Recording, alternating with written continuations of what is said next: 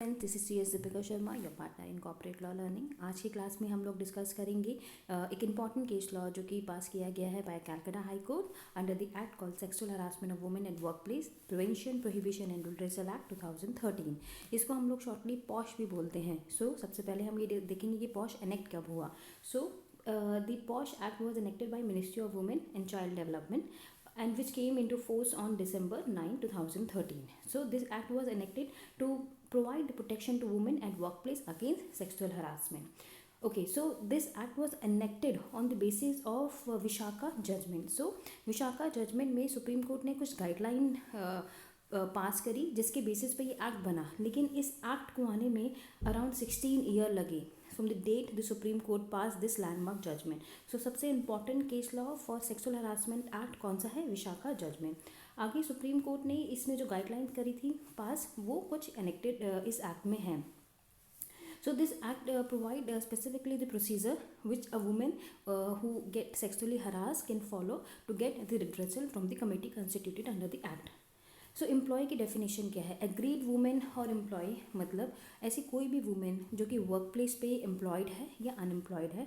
Like for example a contract labour है, किसी ने कॉन्ट्रैक्चुअल बेसिस पे उसे रखा है, एडहॉक एम्प्लॉय है, टेम्पररी बेसिस पे रखा है, या कवर रेगुलर एम्प्लॉय ऑल्सो। अगर ऐसी कोई वुमेन है या वो वुमेन जो डोमेस्टिक हेल्प में काम करती है, लाइक फॉर एग्जाम्पल हम लोग अपने घर में मेड रखते हैं, तो that also cover under this act. ठीक है। This act is applicable to every organisation, be it a public organisation, private organisation और a dwelling house having for company basis having more than 10 employees. So for the company, like for private and public company, अगर इस company में not less than 10 employees employed हैं, so उस company को shall provide a safe and workable environment to the women. This is also applicable to domestic helpers as well.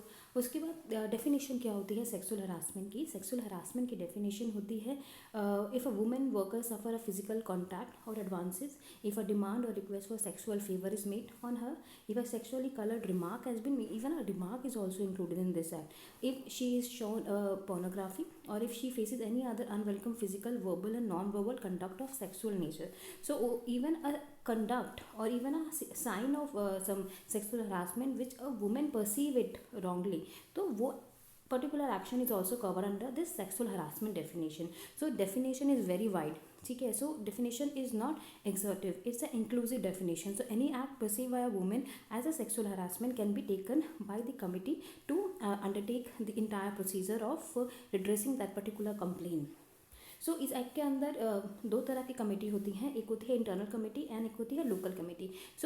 कोई भी organisation में जिसमें लेस देन 10 वर्कर्स से ज़्यादा काम करते हैं, मतलब 10 और मोर पर्सन काम करते हैं, तो उस ऑर्गेनाइजेशन में you have to constitute a internal complaint committee, जिसके अंदर 3 मेंबर होते हैं। एक होते हैं प्रिसीडिंग ऑफिसर, दूसरा होता है मेंबर, 2 मेंबर्स होते हैं, जिसके अंदर more than half to be constitute by the women, और इनका पीरियड होता है 3 ईयर। उसके बाद आती है लोकल कमेटी। एनी ऑर्गेनाइजेशन जिसके ऊपर ये particular committee constitution is not applicable, तो वो लोकल कमेटी के पास जाएगा। लोकल कमेटी क्या है? It a district level committee constituted by the government. ये सब हो गया हमारा अबाउट द एक्ट। अब इस एक्ट में ये बोला गया है कि as per section 2A, an aggrieved woman means relation to workplace a women of any age whether employed or not, who alleged to have been subjected to any act of sexual harassment by the respondent, that is been so the provision of act sequentially applied to student of the school.